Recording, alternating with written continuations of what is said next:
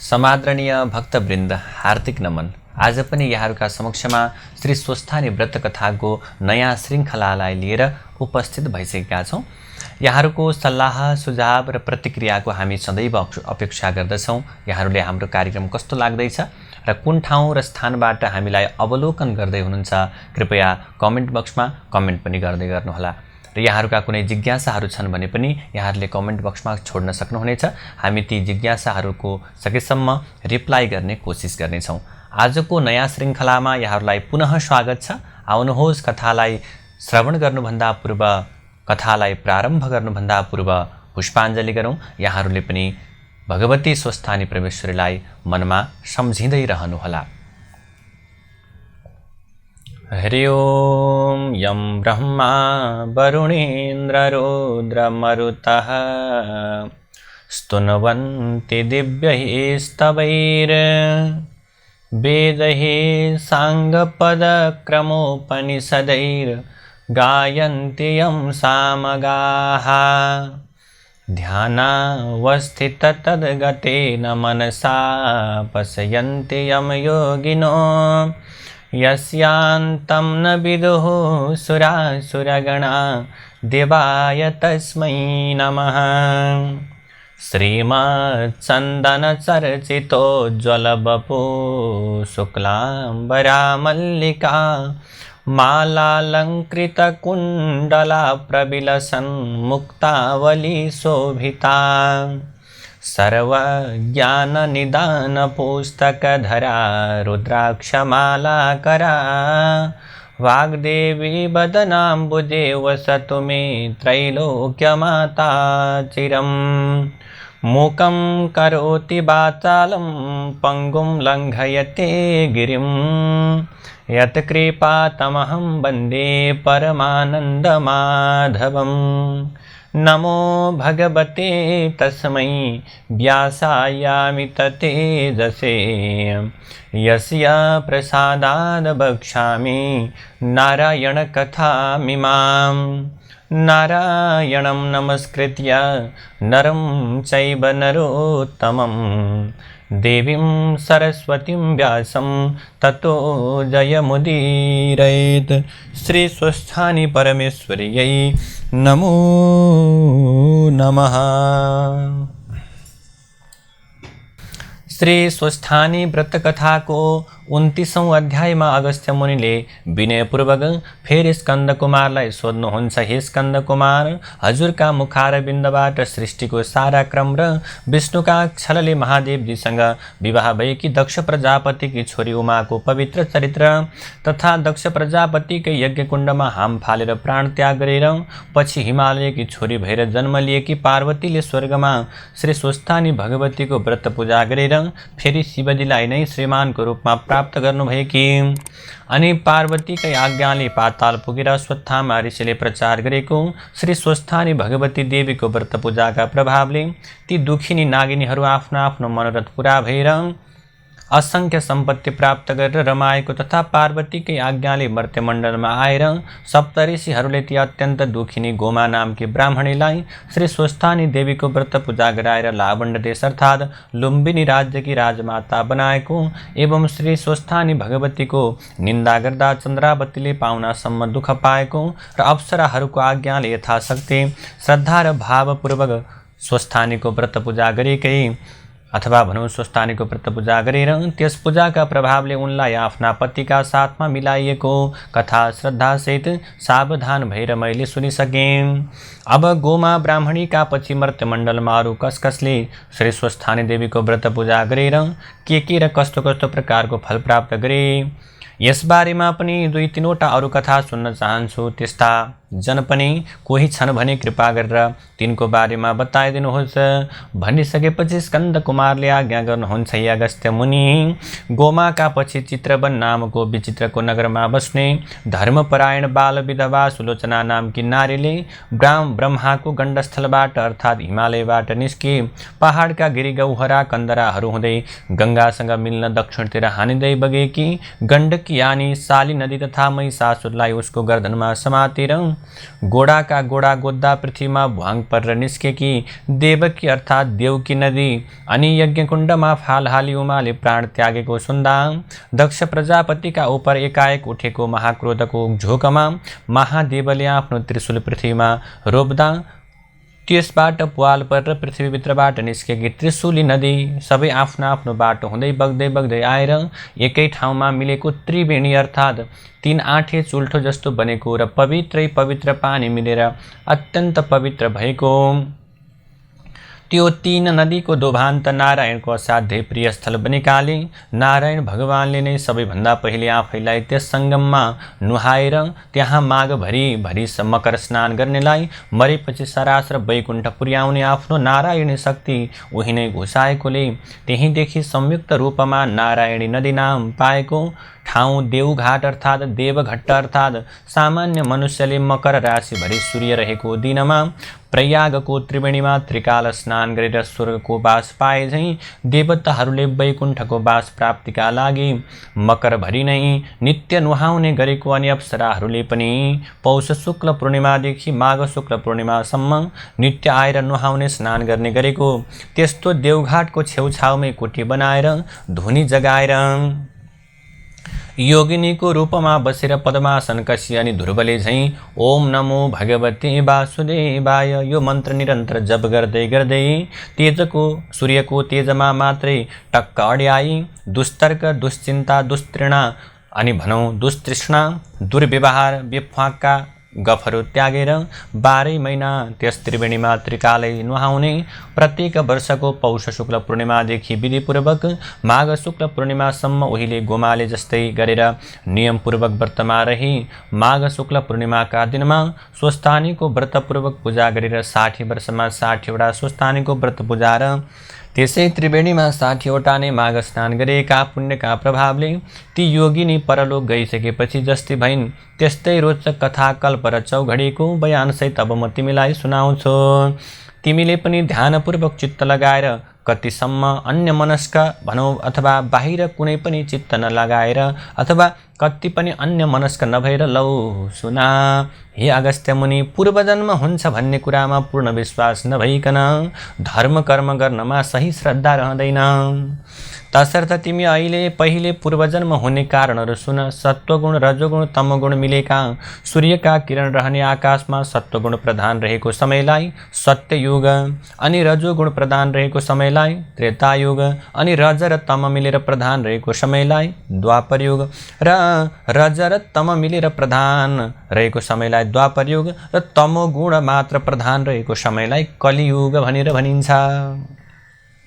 सत्व भनेको असल हो, रज भनेको उद्दण्ड हो, कली भनेको अत्यन्त खराब हो। उक्त 4 युगको समूहलाई चौघडी भन्दछन्। यस्ता 72 चौघडीको आधा कल्प या ब्रह्माको 1 दिन हुन्छ अनि त्यति नै मिलाउँदा समय ब्रह्माको रात पनि हुन्छ। ती दुवैलाई मिलाउँदा 1 कल्प हुन्छ। त्यो आधा कल्पमा 1 अङ्कका सामु 19 वटा शून्य क्रमैले 1300सँग लेख्दा त्यो 1को स्थानीय मान जति हुन्छ त्यति वर्षको हुन्छ। यी 72 वटै कलियुगमा तत्कालिक ब्राह्मणहरूले आफ्ना पुर्खा आर्यावर्तका ब्राह्मण वर्गले आफ्नै सन्तानहरूले मात्र सिद्ध गर्न सक्ने गरेर थाती छोडेर गएको ब्रह्माण्ड विजय युग शक्तिको साधना गर्न बिलासिएर च्यात्तै छोडिदिन्छन् अथवा चट्टै छोड्छन् र तिनीहरूको जे चितायो त्यही गर्न सक्ने शक्ति बिलाइसकेपछि पहिलेका 3 युगसम्म योग बलले अत्यन्त श्रेष्ठ भएका दानवहरूले सूर्य अस्ताइसकेपछि राक्षसी शक्ति बढ्ने अन्धकार रातको पालो आएझौँ मौका पाएर आफ्नो दानवी भौतिक शक्तिको विकासको लागि भूमिभित्रबाट निकालिएका गोरु पधारी पृथ्वी माताका हाडरूपी फलाम कोइलाहरू अनि कलेजा फोक्सारूपी अन्य खनिज पदार्थहरू तथा बोसोरूप खनिज तेलहरू एवं सासरूपी भापहरू निकालिएर खोक्रिएर मरणासन्न भएर नारायण नारायण भन्दै आर्त स्वरले पुकार्न थालेकी पृथ्वीलाई देखेर नारायण भगवानले त्यति नै समयका लागि पृथ्वीलाई आफ्नो प्रलय अर्थात् डुबाउने शक्तिको प्रयोग गरेर समुद्रले ढाकिदिनुहुन्छ। त्यस प्रलय कालमा पनि तातो न तातो सूर्य र चिसो न चिसो समुद्रै दुवै नै निराधार आकाशमा आफ्ना आफ्ना ठाउँमा झुन्डिरहन्छन्। तिनै दुई सूर्य समुद्र नै पुरुष अर्थात् भाले र प्रकृति यानी पोथी हुनाले यिनको सृष्टि कहिले भयो, कसरी भयो र यिनको विनाश कहिले कसरी हुन्छ भन्ने कुराको निधो अझैसम्म पनि कसैले निर्कुल गर्न सकेको छैन। त्यस्तै ढाकिएको प्रलयकालको मौकामा नै प्राणीका काटिएका ठाउँमा घाउ पलाए झैँ पृथ्वी माताका सबै अङ्ग प्रत्यङ्गहरू पलाएर तयार भइसक्छन्। अनि विष्णुकै शक्ति वराह प्रभुले आफ्नो बाराह शक्ति अर्थात् वार भनेको पानी, आ माने आ समन्तात चारैतिर, ह भनेको हटाउने शक्ति प्रयोग गरेर प्रत्येक वर्ष माघे सङ्क्रान्तिको 7 दिन पहिलेदेखि 7 दिन पछिसम्म गङ्गा सागरमा रहेको कपिल मुनिको आश्रममाथिको त्यो डुबाएर रहेको समुद्रको पानीलाई चारैतिर हटाएर त्यस आश्रमलाई उदाङ्गाए झैँ नै पुरा समुद्रको 4 भागको 1 भाग जतिमा रहेको 7 द्वीपमाथिको पानी हटाइदिनुहुन्छ। त्यसै नडुबेको र डुबेर नउदाङ्गाइएसम्मको समयलाई एक कल्प भनिन्छ। हे अगस्त्य मुनि, यस्ता कल्प कति बिते कति गनी र साध्य नै छैन। यस्ता कल्प कति बिते साध्य छैन। प्रलय हुनुभन्दा पहिलेका चौघडीहरूमा पनि वर्तमान चौघडीमा पनि कतिपय राक्षस वा दानवहरूले अथवा राक्षसी बुद्धि हुनेहरूले शिवको या ब्रह्माको आराधना तपस्या गरेर उनलाई प्रसन्न पारी पाएका वरप्रसादले उम्तिएर अथवा पाप फैलाएर गठ बाँधी सज्जन धर्मात्माहरूलाई पिर्नासम्म पिरे भने बीचमा पनि विष्णुले आफ्नो शक्तिद्वारा इच्छाअनुसारको अवतार लिएर ती सारा दुष्टहरूलाई मारेर सज्जन धर्मात्माहरूको र धर्मको रक्षा पनि गर्नुहुन्छ। त्यसरी प्रलयकाल हुँदा पृथ्वी डुबेको अवस्थामा पृथ्वीका चरचर स्थलचर र नवचर प्राणीहरू स्वात्तै डुबेर मर्छन् र तिनका प्रेतात्माहरू वा प्रेतरूपहरू आफ्नो आफ्नो गुण रूप आकार प्रकार धर्म कर्म पाप पुण्य बोकेर दूरदर्शनका पात्रहरू वायुमा स्थित बिजुलीमा विचरण गरे झैँ आफ्नो आफ्नो वंशका साथमा मिलेर सूर्यलोकमा अर्थात् सूर्यका असंख्य किरणहरूमा नै फलभित्र उसको स्वाद गुण पौष्टिक तत्त्व देखिने गरिरहे झैँ रहेका हुन्छन्। ती पार्थिव वस्तुको पानीबाट बनेको देखिने हिस्सा काठपात शरीर जीव चाहिँ पानीमै सड्छन्। नदेखिने तत्त्वहरू जति आकाशमा उड्छन् र सूर्यका बिजुलीमा फ्लापीमा अक्षरहरू झैँ थन्कन्छन्। पछि फेरि कालान्तरमा डुबेको स्थल देखिएपछि पुरुष सूर्य र प्रकृति यानी पानीबाटै बनेको पृथ्वीको मेलमिलापको तारतम्यबाट उनै पहिलेकै सृष्टि दोहोरिन्छन् र दोहोरिरहन्छन्। आमाको शरीरका सामानहरूले बनेको देहका वस्तुहरू देखिन्छन् र त्यसै देहलाई आधार मानेर रहेका बाबुका गुणहरू देखिँदैनन्।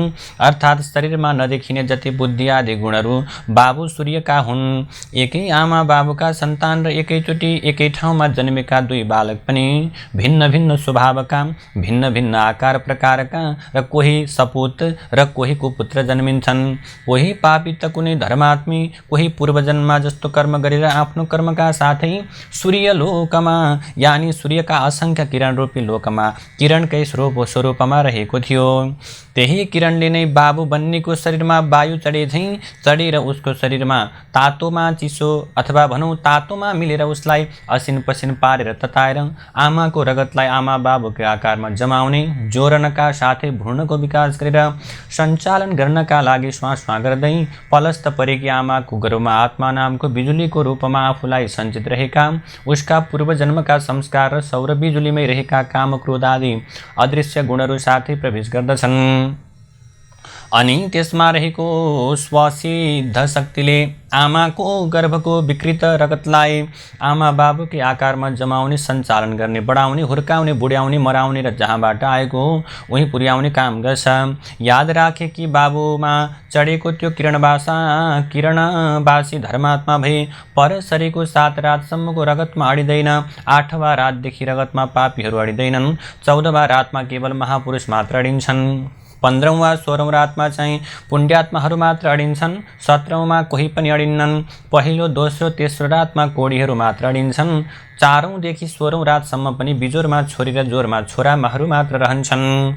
तिनमा पनि ग्रहण आदिमा, श्राद्धको दिनमा, एकशाकीको दिनमा, मूल नक्षत्रमा, मघान्तमा, रेवतीमा, अष्टमीमा, चतुर्दशीमा, जन्मदिनमा, औँसीमा, पूर्णिमा यसरी गर्भमा विविध प्रकारले अडिरहन्छन्। 7 रातसम्म यस्ता प्रकारले पापी पुरुषहरू मात्र अडिने, पापी रगतमा शरीरमा रहने हुनाले त्यतिखेर यी ती पितृकार्यहरूका लागि चोखिँदैनन्। प्राय 90% गर्भ यसै 7 रातभित्रै रहेका हुन्छन्।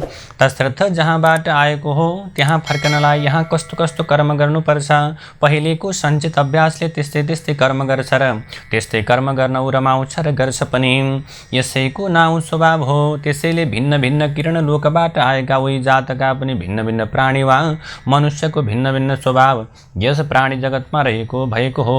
तसर्थ त्यो प्राणी जबसम्म विष्णुको कृपा पात्र हुँदैन तबसम्म त्यसै भुमरीमा चक्कर लगाइरहन्छ। यसैलाई शिशुमार चक्र अर्थात् जन्मनु न मर्नुको फेरो भनिन्छ।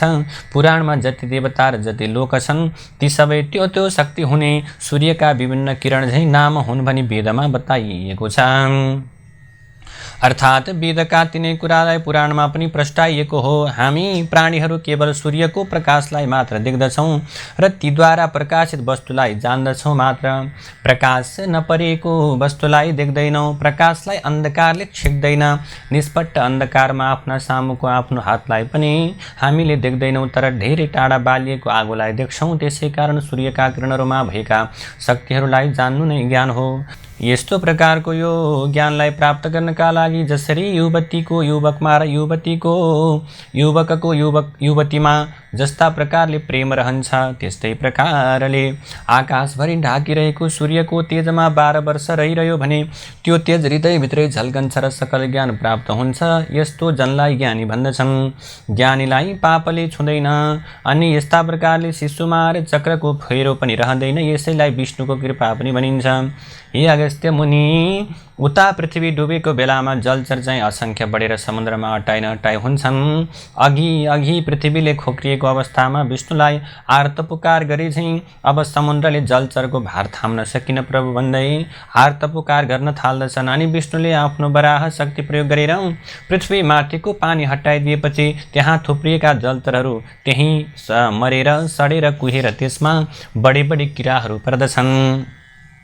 त्यही सडानलाई नै क्षीर समुद्र साई विष्णुको अर्थात् समुद्रको जलमा रहने शक्तिको काने गुजी भनिन्छ। र त्यही देब्रेकानको यानि उत्तरी गोलार्धको काने गुजीबाट उब्जेको बढी महाको किरालाई मधु दानवर र अनि दाहिने कानको अर्थात् दक्षिणी गोलार्धको काने गुजीबाट उब्जेको यामानको किरालाई कैट भव दानव भन्दछन्। विष्णुकै नाभि कमल यानि सृष्टिको केन्द्रस्थल नाइटोबाट उम्रेको अर्थात् समुद्रको लेदो छिपछिपे पानीबाट उब्जेको पृथ्वी जलतेज वायु आकाश रूप नालको माथि खिलेको कमल पुष्प अर्थात् ती पञ्चमहाभूतको सामूहिक शक्ति मिलेर आकाशमै प्रकट भएको ब्रह्म नामको ब्रह्मा कहिने चैतन्य शक्तिलाई र त्यसको उद्भव स्थानलाई भताभुङ्ग पारी पृथ्वीलाई दबदबी पानीमै डुबाई राखी त्यहाँ दानव देश बनाउलान्। जस्ता ती प्रबल दानव किरालाई हटाउन ब्रह्माका स्तुतिले प्रसन्न भएकी योग मायाले ध्यान गरी जगाइएका अर्थात् शरीर धारण गराइएका स्वयं विष्णु शक्तिलाई नै 5000 वर्ष लाग्यो र पनि नसकिएर विष्णु अत्यन्त हैरान भएर बसिरहेको बेलामा ती किराहरू चम्किँदै सोरिएर आफ्नो नजिक माएर उफ्रँदै उधुम मचाउँदै अरे दुष्ट के गर्न सक्छस् भन्दा विष्णुले बाचा बधाएर तिमीहरूलाई मारेर पृथ्वीलाई सफा गर्न सकौँ भन्दा ती किराहरूले जलमा त हामीलाई मार्न त सक्दैनस्, थलमा हाम्रो शक्ति कमजोर हुने हुनाले पहिले पृथ्वीको पानी सुका अनि मात्र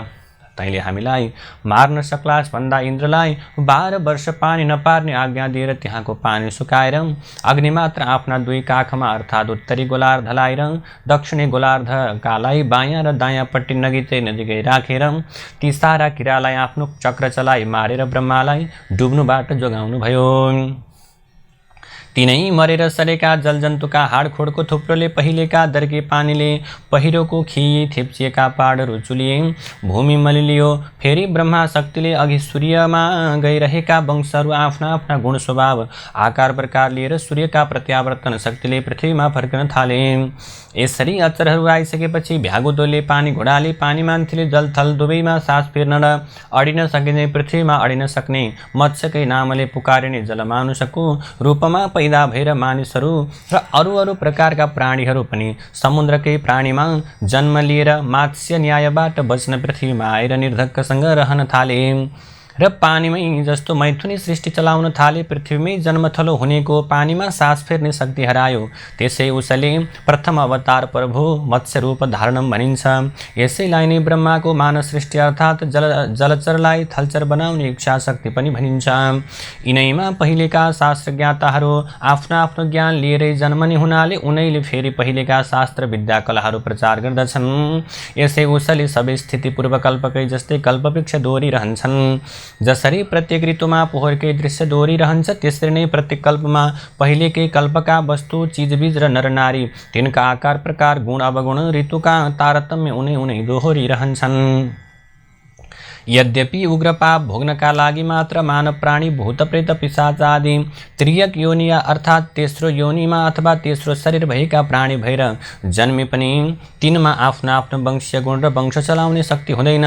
त्यसको संस्कार आदि उसको आदि योनिको नै रहन्छ। हे अगस्त्य मुनि, यस्ता प्रकारले जसरी समुद्रमा रहने सागरको पानी सूर्यका तापले तातेर बाफ बनेर सगरमा पुगेर ओम खम ब्रह्म माने, सत्व र तमै तीन गुण मिलेको खम माने आकाश नै, ब्रह्म माने ब्रह्म हो भन्ने वेदको यो अन्तिम निर्णय अनुसार नै आकाशमा थुप्रिएको त्यो बाफ नै सूर्यमा रहेको बलवाहक अथवा भनौँ बलाहक नामको शक्तिले बादल बनेर त्यही बादल नै बलाहकको स्वामी इन्द्र शक्तिले चिसो पानी बनेर पिपिरी बजाउँदा चेपबाट चेपिएर निस्केको मुखभित्रको त्यो तातो हावा झैँ बाहिरको खुला चिसो बतासमा ठोकिँदा आवाज निस्के झैँ बादलमाथिको तातो हावा चेपिएर मेघभित्रको चिसो हावामा मिल्दा बादल गर्जने दर्शन ढुङ्गामाथि दर्शन ढुङ्गा बजार्दा झिल्का निस्किए झैँ बादलमाथिको तातो बतासको वेग मेघभित्रको चिसो हुरीमा ठोकिँदा ती दुवैको आघातको वेग जुधेर जुधाइको बिचमा परेको पानीलाई चट्टाङ बनाउँदै चम्कने बिजुलीले खेलिएर पानीको रूपमा मेघ पानी विद्युत बतास र आकाशको संयुक्त शक्ति नै जलशाही साकार विष्णु हो। त्यस्ता विष्णुको चरणोदक अर्थात् मेघको पानी ब्रह्माको कमण्डल यानि मेघमणिको आकाशबाट पृथ्वी वा पृथ्वीको टाउको रूप शिवको शिर मानिने हिमालयमा दर्की शिवको जटारूप मानस सरोवरमा जम्मा भएर भरिसकेपछि त्यहाँ नअटाई त्यो नअटाएको पानी भगीरथ प्रयत्नले अर्थात् त्यति अग्लो पहाडबाट खँदारिँदै भिर पहाड ढुङ्गा मुडामा बजारिँदै पाखा भित्तामा ठोकिँदै छिया भई बल्ल तल्ल बडा मुस्किलले सम्ममा आइपुगी। एकछिन पनि नबिसाई बिस्तारै निरन्तर बग्दै गएर फेरि सागरमै मिल्छ र फेरि तातेर बाफ बनेर सागरमा पुगी पानी रूप बाफिएर उसै सागरमै आवागमन भइरहन्छ। बाफ बन्दा पानी नदेखिए पनि पानी मरेको अर्थात् बिलाएको हुँदैन। जसरी अन्न फलफुलमा रहेको पोषक तत्त्व गुणस्वाद देखिँदैन तर खाएपछि अनुभवले छ हुन्छ भन्ने थाहा हुन्छ, त्यसरी नै पानीबाटै बनेको यो शरीर पनि अनि सूर्यबाट मिलेको त्यसमा रहेको शक्ति नदेखिए पनि बिलाएको कहिले हुँदैन। त्यसैले त्यसरी नै सृष्टि स्थिति प्रलयको आवागमन पनि भइरहन्छ। पानीको यस्तो आवागमन देखेर पानीबाट बनेको यो शरीरको पनि आवागमन भइरहन्छ भन्ने कुरा यसै अनुमानले ठम्म्याउनु पर्दछ। यही आवागमन भइरहने हुनाले यसका सञ्चालक भगवान विष्णुलाई चक्रपाणी अर्थात् हातमा चक्र लिएर सृष्टि स्थिति प्रलयको रूपमा घुमाइरहने भन्दछन्। यिनै सबै कारणले आकाशको जललाई विष्णुको चरणोदक र सृष्टि स्थिति प्रलयको आदि कारण वर्षेको जल नै हुनाले विष्णुलाई जलशाही भन्दछन्। क्षीरसागरमा शेषशय्या गरी सुतेका लक्ष्मीयुक्तमा अर्थात् क्षीरमाने दूध झैँ सेतो प्रकाशमय सागरमा नै अथाह आकाशमा व्याप्त विद्युत झैँ निराकार विष्णु नै अर्थात् यस्तो प्रकारले आकाशमा व्याप्त विद्युत नै निराकार विष्णु हो र त्यस विद्युतमा निहित शक्ति नै लक्ष्मी हो भने प्रकृति रूप जललाई अँगालेर मेघ रूप धारण गर्ने सर्वशक्ति सम्पन्न विद्युत चाहिँ विष्णुको साकार रूप हो। यद्यपि समुद्रमा बडवानल नामले व्याप्त रहेको विद्युत पनि सूर्यबाटै समुद्रले संग्रह गरेको हो तापनि आकाश रूप क्षीरसागरमा रहेको विद्युत निठ्ठा तातो हुनाले हो पुरुष हो र जलरूप क्षीरसागरमा रहेको विद्युत चिसो तातो मिलेकाले प्रकृति हो। पुरुष भाले हो र प्रकृति पोथी हो। भाले पोथीको मेलबाटै सृष्टिक्रम चल्ने हुनाले दुवैको विद्युत तातो मिलेर एउटै आत्मा बने पनि यसरी के हुन्छ, परमात्मा र जीवात्मा भनेर ठहरिन्छ। परमात्माले शरीर सञ्चालनका लागि आवश्यक पर्ने बल विद्या बाणी आदि समस्त शक्ति दिए पनि तिनलाई प्रयोगमा ल्याउने काम जीवात्माले गर्छ र त्यस कर्मको भोग पनि जीवात्माले नै भोग्छ। परमात्मा त केवल उसका कामको साक्षी मात्र भएर रहन्छ। यसैले हामीले झुटो बोल्दा साथसाथै साक्षीले झुटो भन्ने बकिरहेको हुन्छ।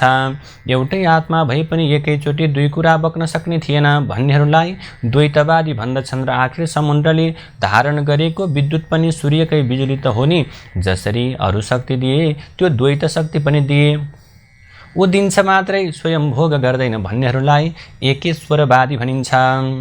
हे अगस्त्य मुनि, अहिलेसम्मको मेरो भनाइले त्यो विष्णु त जडात्मक पो रहेछ भन्ने भान तिमीलाई पर्यो होला। त्यस्तो भान हुनु स्वाभाविकै पनि हो, किन्तु जलथल तारा नक्षत्र ग्रह गणसहितको समस्त आकाशमा व्याप्त भएर रहेको त्यो विद्युत रूप विष्णु त सदा सच्चित आनन्दमय स्वरूपमा रहेको छ।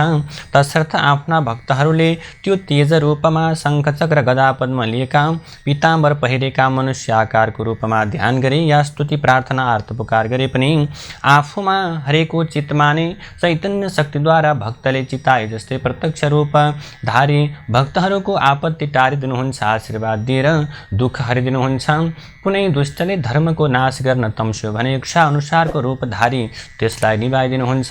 धर्म र धर्मात्माहरूको नाश गर्ने दुष्टहरूको विशाल दल भए अवतार लिएर युद्ध रचेर त्यसै युद्धमा सारा पापीहरूलाई भेला पारेर तिनलाई पनि स्वाहा पारिदिनुहुन्छ।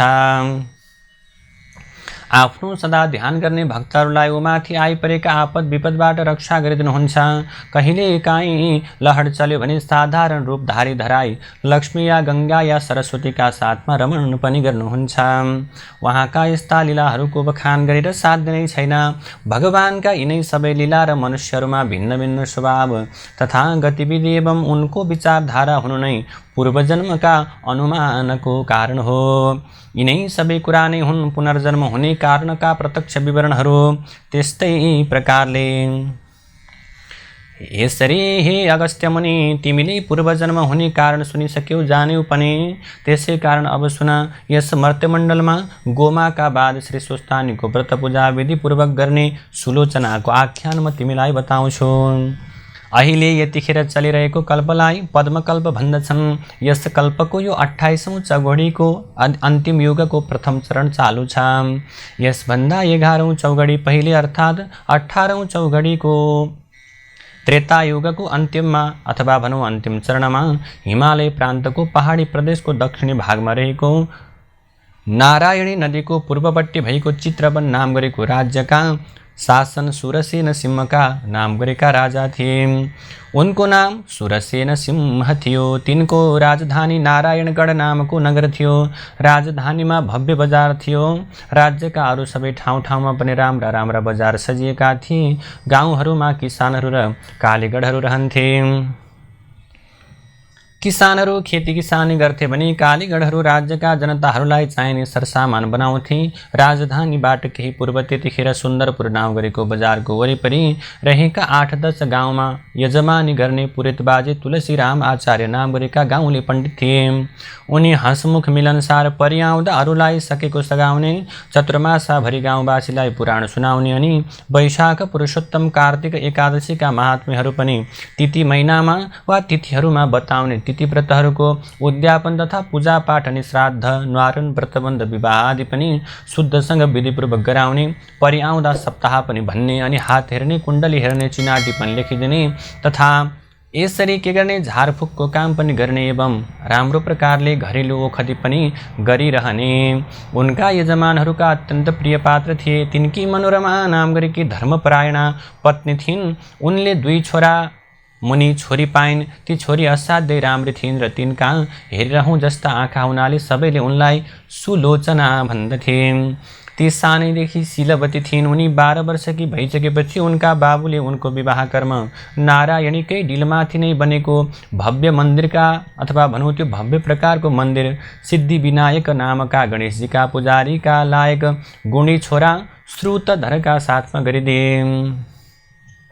त्यसै बेलाको रीतिअनुसार प्रभु घर पठाउने चलन हुनाले बाबुले छोरीलाई यसरी के गरे विवाह गरिदिए। 1 वर्षपछि माइका रोगले श्रुतधर एकाएक उनको मृत्यु भयो। बिचराले दण्डनाउँदो 14 वर्षको उमेरमा नै अब आज श्रीमान बिनाको समय गुजार्नु पर्यो, विधवा हुनु पर्यो।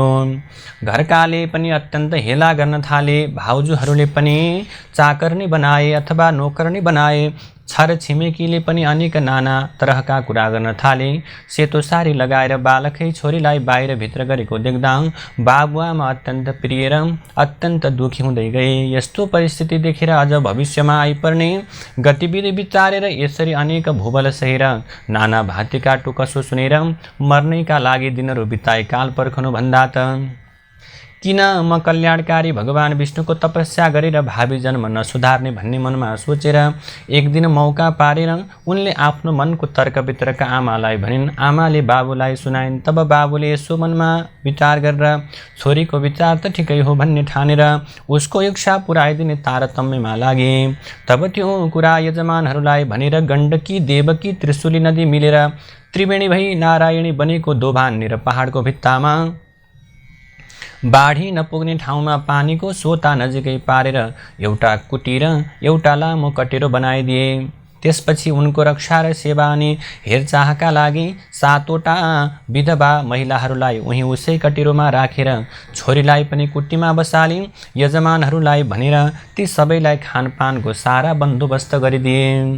त्यसपछि ती बाल विधवा सुलोचना त्यसै कुटीमा बसेर सांसारिक सारा व्यवहार त्यजेर कामोत्तेजक विषय वासनाबाट अथवा भनौँ त्यो प्रकारको कर्मबाट पूर्ण मुक्त रहेर त्यो दिन पवित्र नदी मिल्कोले अथवा भनौँ त्रिवेणी नाम पाएको त्यस दोभानमा दिनहुँ उनले के गर्न थालिन्, काम क्रोध लोभ मोहलाई त्यागेर नित्य स्नान गर्ने अनि प्रातःकालमा मध्याह्नकालमा र साँझमा स्नान गरेर आएर कुटीमा बसेर पद्मासन कसेर निश्चल सोधो घाँटी गराएर दुवै आँखाको हेराइलाई प्रभु नाभिस्थानसम्म पुर्याए। सूर्यको जाजोल्यमान तेजलाई आकाशभरि नै ढाकिएको सम्झेर त्यस तेजमा मात्रै ध्यान अटल पारेर त्यसै तेज राशिलाई विष्णुको स्वरूप मानेर ओम नमो भगवते वासुदेवाय भन्ने यो विष्णु मन्त्र मात्रै जपेर नारायणकी अत्यन्त भक्तिनी योगिनी भएर अत्यन्त कठिन तपस्या गर्न थालिन्।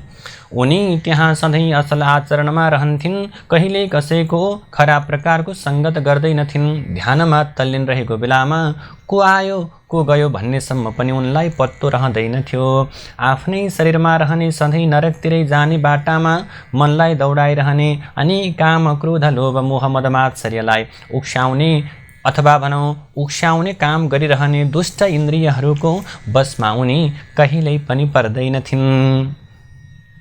जो पवित्र खाना मिल्यो त्यही मात्र एक छाक खाएर सन्तोष गर्दथिन्। सधैँ एक छाक जो जुरेको फलफुल मात्र खाने र भक्तहरूले नियमित रूपले पालो बाँधेर ल्याइदिने गरेको गाईको दुध मात्र पिउँथिन्। सधैँ साँचो बोल्थिन्, थोरै बोल्थिन्, अत्यन्तै सुशीला थिइन्, सदा प्रसन्न रहन्थिन्। नारायणी शक्तिले मोहित भएर दर्शन गर्न आएका भक्तहरूले ल्याएर चढाएका वस्तुहरू पनि विशाल दिल भएकी उनी वरिपरि आसपासमा रहने दुखीहरूलाई दरिद्रीहरूलाई बाँडिदिन्थिन्। व्रतै व्रतले देह सुकाएकी थिइन्, तर ब्रह्मचर्यका प्रभावले उनी अत्यन्त तेजली थिइन्। बिहान नुहाएर आएपछि पितृहरूलाई ब्राह्मणहरूलाई दिएर अनि अग्निमा हवन गरेर दिनको 6औं भागमा फलफुल मात्र खाने गर्दथिन्। कठिनभन्दा पनि कठिन अत्यन्त कठिन सारा व्रतहरूमा विधिपूर्वक उनी व्रत सम्पन्न गर्थिन्। पुण्यकर्म गरेर नै सारा महिना सारा वर्षहरू बिताउँदथिन्। प्रत्येक वर्ष पौष शुक्ल पूर्णिमाका दिनदेखि श्री स्वस्थानीका व्रतको नियम पालना गरेर नारायणी दोभानमा प्रातः स्नान गरेर कोटीमा आएर आफ्नो नित्यकर्म सकेर फेरि मध्याह्न कालमा सङ्गममै स्नान गरेर त्यसैको तीरमा बालुवाको 2वटा सासाना ढिस्को बनाएर त्यसैमा शिव र पार्वतीको पूजा गरेर कोटीमा आएर नारायणको तेज रूपमा ध्यानमग्न हुने गर्दथिन्। माघ शुक्ल पूर्णिमाका दिनमा स्वस्थानीको व्रतको उद्यापन पूजा अर्थात् सावधिक व्रतको अन्त्यमा गरिने पूजा र ब्राह्मण भोजन गराउँथिन्। अनि मकर राशिमा सूर्य रहन्जेल त्रिवेणीकै किनारमा रहेर त्रिकाल स्नान गरी उही नै नारायणको ध्यानमा तल्लीन रहन्थिन्। त्यस्ता प्रकारले ती सुशीला सुलोचनाले 60 वर्ष त्यस कुटीमा बसेर 60 वर्षमा स्वस्थानी देवीको 60 नै वटा व्रतपूर्वक के गरिन्, राम्रोसँग पूजा सम्पन्न गरिन् र 60 वटा नै मकर स्नान त्यस देवघाटको त्रिवेणीमा गरिन्। मकर राशिमा सूर्य सरेको दिन माघे सङ्क्रान्तिदेखि नै त्यसै माघ मासान्तरसम्मको नित्य स्नानलाई हामी माघ स्नान अथवा मकर स्नान भन्ने गर्दछौँ। त्यसै कुटीमा त्यसै प्रकारले रहँदै तिनी 75 वर्षकी भइन्। स्वस्थानीको 60औं पूजाको अन्त्यमा स्वयं स्वस्थानी देवी नै उनका सामु मात्रै प्रकट भएर त्यहाँ रहेका सबैले सुन्ने गरी, हे तपस्विनी, तिम्रो श्रद्धा र भक्ति विश्वासपूर्वकको 60 वटा अटुट पूजाले म अत्यन्त प्रसन्न भएँ। अब तिमी यो मकर स्नान सकेर आगामी फागुन शुक्ल पूर्णिमाका दिनमा मध्याह्न कालमा यस नारायणीको सङ्गममा नै कम्मर पानीमा 3 डुबुल्की लगाएर सूर्यलाई हात जोडेर लामो स्वरले ओम भन्दै यो शरीर यहीँ त्यागेर आत्मा शरीरले सरासर वैकुण्ठतर्फ जाओ भनेर स्वस्थानी देवी त्यहाँबाट अन्तर्ध्यान हुनुभयो। यो कुरा थाहा पाएर त्यस दिन त्यस सङ्गममा भक्तजनको धेरै घुइँचो लागेको थियो। ठिक भनेकै बेलामा देवीले भने जस्तै गरेर रहेकी उनको शिर पड्कियो र उनको अदृश्य जीवात्मा उडेर सरासर वैकुण्ठतर्फ गयो। पार्थिव शरीर पानीमै ढल्यो।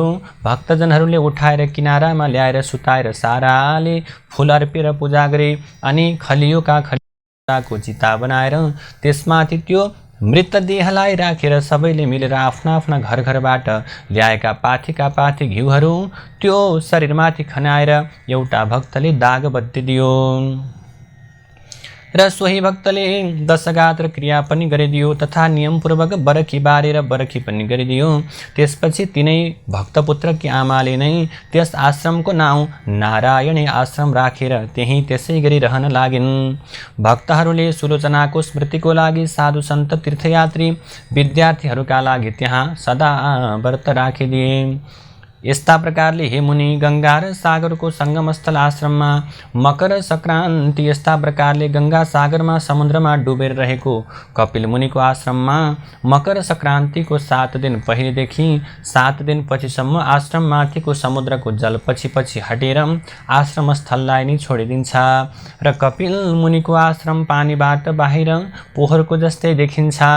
त्यसै गरी हरेक कल्पान्तमा पहिले पृथ्वीलाई डुबाएर रहेको समुद्रको पानी पछि सरेर पृथ्वीलाई डुबाउन छोडिदिन्छ त फेरि पहिलेका कल्पकै उही सृष्टि स्थिति उस्तै प्रकारको दोहोरिने हुनाले आजसम्म पनि त्यो नारायणी आश्रमको परम्परा उसै गरी चलि नै रहेको छ।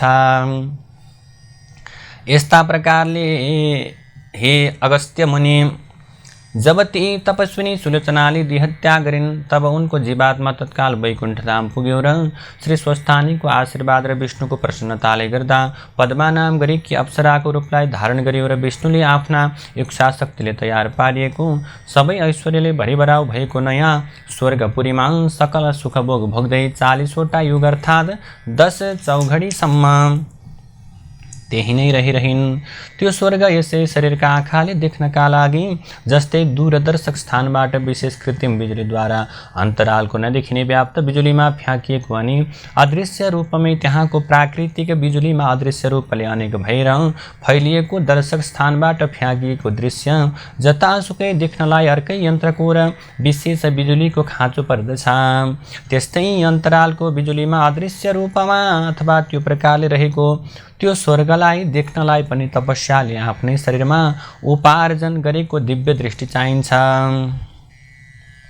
त्यस्तो त्यो दिव्य स्वर्गपुरीमा 40 वटा युग बिताइसकेपछि एक दिन एकाएक टुप्लुक्क त्यहाँ आइपुगेका ब्रह्माले आफ्ना इच्छा शक्तिले उनको त्यो पद्मा शरीरलाई अत्यन्त राम्रो रूप र जिउडालको शरीरमा परिवर्तन गरेर आफ्नै लोकमा लगेर तिलोत्तमा नाम गरेर राखिदिनुभयो र भन्नुभयो, हे तिलोत्तमा छोरी, तिम्रो यो अत्यन्त राम्रो रूपराशिलाई देखेर म आफै पनि आश्चर्यमा पर्दछु। त्यसै कारण म तिम्रा पुण्यका प्रतापले बनेको यो शरीरलाई कहिल्यै पुण्य क्षय नहुने, बरु बढ्दै बढ्दै जाने तथा सारा ऐश्वर्यले भरिभराउ भएको परमधाम सूर्यलोकमा पठाइदिन चाहन्छु, जहाँ गएर तिमी आकाशमा सूर्य भगवान रहन्जेल यस्तै रूप र जिउडाले सकल सुख भोग भोग्दै रहिरहनेछौ। यस्तो सूर्यलोकमा पठाउन मैले मात्रै हुँदैन, समस्त देवताहरूको पनि सम्मति चाहिन्छ। तसर्थ तिमी देवताहरूलाई प्रसन्न पार्न उनीहरूको कट्टर शत्रु असाध्यै बलिया अचेल अजनाव देश अर्थात् भारतवर्षको मगध प्रान्तको विन्ध्याटवीको बिचमा रहेको अम्बिकापुरलाई राजधानी बनाएर रहेका सुन्द तथा उपसुन्द नाम गरेका दानवलाई आफ्नो शक्तिले मोहित गरेर परस्परमा भिडाएर वध गरिदेऊ। अनि म त्यस कामले प्रसन्न भएका देवताहरूको सभा बसाएर तिमीलाई सूर्यलोक पठाउने प्रस्ताव मैले सभामा राख्नेछु। तिम्रो कामले अत्यन्त प्रसन्न भएका देवताहरूले अवश्य पनि मेरो प्रस्तावलाई के गर्नेछन्, स्वीकार गर्नेछन् भनेर काम गराइसकेपछि ती तिलोत्तमा बनेकी सुलोचनाले तब तुरुन्तै ती दुई दैत्यलाई मार्नका निम्ति त्यो ब्रह्मलोकबाट बिना हातमा लिएर योग मार्गले अर्थात् जहाँ चितायो उहीँ पुगिने शक्तिले त्यहाँ ती दानव जहाँ रहन्थे वहाँ नै पुगिन् र त्यहाँको पवित्र जल भएकी रेबा नदीको जलमा नुहाएर कलेजी रङ्गको साडी पहिरिएर अत्यन्त राम्रो चौबन्दी चोली धारण गरेर राम्रो प्रकारले श्रृङ्गार पटारका सामानले सजिएर यस्ता प्रकारले पाउजेब बजाउँदै चुराहरू बजाउँदै पहाडी सोताको नजिकै रहेको अशोक वृक्षको मुनि फेदमा रहेको केही अग्लो चेप्टो ढुङ्गामाथि बसेर सेतो चमेलीको फुलले बनेको गजरा शिरमाथि मेहराब आकारले सजेर रङ्गबिरङ्गका गुणकेसरीका लहरा चुल्ठामा सजाएर कञ्चन हारले कण्ठ सजाएर हल्लने सुन्दर प्रकारका कानमा गहनाहरू लगाएर सुनिरहँ जस्तो मिठो गीत गाउँदै छवटै स्वरले बीणा बजाउँदै बसेकी हेरिरहँ जस्तो चन्द्रमाको चाँदनी जस्तै रूप भएकी नारीलाई ती सुन्द तथा उपसन्दका सिपाहीहरूले देखेर छक्क पर्दै तुरुन्तै के गर्न थाले, हतार हतार गर्दै सुन्द उपसुन्दका नजिकमा पुगेर हतारिँदै ती स्त्रीको विषयमा, ती कन्याको विषयमा, ती नारीको विषयमा वर्णन गर्न थाले। हे महाराज, यहाँबाट नजिकै के अगाडि नै साक्षात् कामदेवलाई नै मोहित पार्ने प्रकारकी देवी हो कि दानवी हो कि यवनी हो कि यक्ष हो कि के हो, स्त्रीहरूमा रत्न समान कि मानौ रत्नै रत्नले बनेकी जस्तै स्वरै श्रृङ्गारले सजिएकी कोही युवती मधुर मधुर स्वरमा बीणा बजाउँदै बसेकी छ। रत्नका भोग गर्ने हजुरहरू चाँडै नै त्यहाँ गएर हेर्नुहोस् भन्ने यस्तो प्रकारको आफ्ना सिपाहीहरूको अत्यन्त सुन्दर वचन सुनेर तुरुन्तै नै अङ्गुरका सुराको चुस्की लिन छोडेर अनि त्यहाँ प्रकारको सुखभोगलाई छोडेर उनीहरू के गरे, उसलाई मोहित पार्ने उद्देश्य लिएर अत्यन्त आफू पनि सजावट भएर के गर्न थाले, उनीहरू गए। यसरी गइसकेपछि प्रभु अब त्यहाँ गएर ती सुन्दरीलाई उनीहरूले देख्दछन् र भन्दछन्, हे भाइ, यो सुन्दरी मेरा लागि उपयुक्त छ। अनि अर्कोले भन्दछ, होइन होइन दाइ, यसलाई त हजुरले त्याग्नुहोस्, मैले योसँग विवाह गर्छु। यसरी उनीहरू के हुन थाले, तेरो र मेरो भन्दै भन्दै ती दुवै दाजुभाइहरू परस्परमा लडाई गरेर झगडा गरेर हानाहान गरेर के गर्न थाले, दुवै भाइहरू त्यही लम्पसार परे। एकले अर्कासँग लडाई गर्दा गर्दै दुवैको मृत्यु भयो।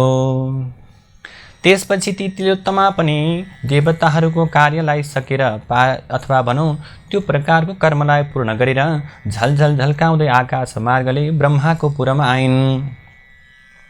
अनि उनका त्यस कामले अत्यन्त सन्तुष्ट भएका ब्रह्माजीले देवताहरूको सभा बसाएर ती तिलोत्तमाका कामको वृत्तान्त बताएर उनीहरूबाट तिलोत्तमालाई सूर्यलोक पठाउने अनुमति पाइसकेपछि ब्रह्माले भन्नुभयो, हे सुन्दरी, अब उपरान्त तिमीलाई यस्तै रूप यस्तै उमेरकी रहिरहने गरी बस्ने ठाउँ सूर्यको रथमा दिएँ। अब तिमी उहीँ जाऊ र आकाशमा सूर्य रहन्जेल तिम्रा इच्छाअनुसारका अनेक सुख भोगहरू भोग्दै भोग्दै उहीँ रहिरहनु भनेर पठाइदिए।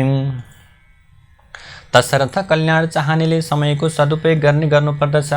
यस्ता प्रकारले त्रिवेणीको सङ्गमस्थल नारायणीको तटमा रहेर स्वस्थानीको 60वटा व्रत पूजा र 60वटै मकर स्नान तथा 60 वर्षसम्मको नारायणी तटको निवासको पुण्यफल मिलेको हुनाले के भयो त भने मरेपछि ती सुलोचना ब्राह्मणी वैकुण्ठ पुगेर पहिले पदमा भइन् अनि अप्सराहरूमा उत्तम तिलोत्तमा भइन् र अन्त्यमा सूर्यलोकको वासलाई पनि प्राप्त गरिन्।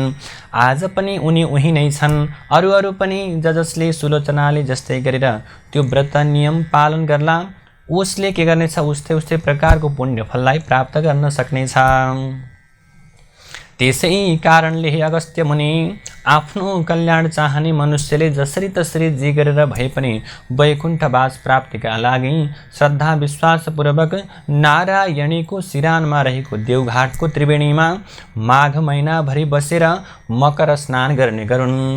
महिनैभरि त्रिवेणीमै बसेर मकर स्नान गर्न नसके पनि 3 दिन त त्रिकाल स्नान प्रत्येक वर्ष अवश्य गर्ने गरून्। त्यसै गरी स्वर्गलोकको मात्र अस्थायी वास चाहनेहरूले प्रयागको त्रिवेणीमा मकर स्नान गर्ने गरी पनि हुन्छ। जय जय श्री स्कंद पुराणे केदारखण्डे माघ महात्म्ये कुमारागस्त्य संवादे श्री स्वस्थानी परमेश्वर्या व्रतकथायां सुलोचना सूर्यलोक गमनं नाम 29 नारायण हरि हरि। कथालाई श्रवण गरिसकेपछि आउनुहोस् पुनः पुष्पाञ्जलि गरौँ। उपनयतु मङ्गलं वः सकल जगन मङ्गलालयः श्रीमान् दिनकर किरण निबोधिता नवनलिन दलनिभेक्षणः कृष्णः काले वर्षतो पर्जन्यः पृथिवी सस्यशालिनी देशोऽयं क्षोभरहितो ब्राह्मणा सन्तु निर्भयाः अपुत्राः पुत्रिणः सन्तु पुत्रिणः सन्तु पौत्रिणः निर्धनाः सधना सन्तु जीवन्तु शरदां शतम् तत्रैव गंगा यमुना च तत्र गोदावरी सिन्धु सरस्वती च तीर्थानि सर्वाणि वसन्ति तत्र यत्र च्युतोदार कथा प्रसंगः या कुन्देन्दुतुषारहार धवला या शुभ्रवस्त्रावृता या वीणावरदण्डमण्डितकरा या श्वेतपद्मासना या ब्रह्माच्युतशङ्करप्रभृतिभिर्देवैः सदा वन्दिता सा मां पातु सरस्वती भगवती निःशेषजाड्यापः कायेन वाचा मनसेन्द्रियैर्वा बुद्ध्यात्मना वा प्रकृति स्वभावात् करोमि यद्यत् सकलं परस्मै नारायणायेति समर्पयेतत्। श्री स्वस्थानी देव्यार्पणमस्तु।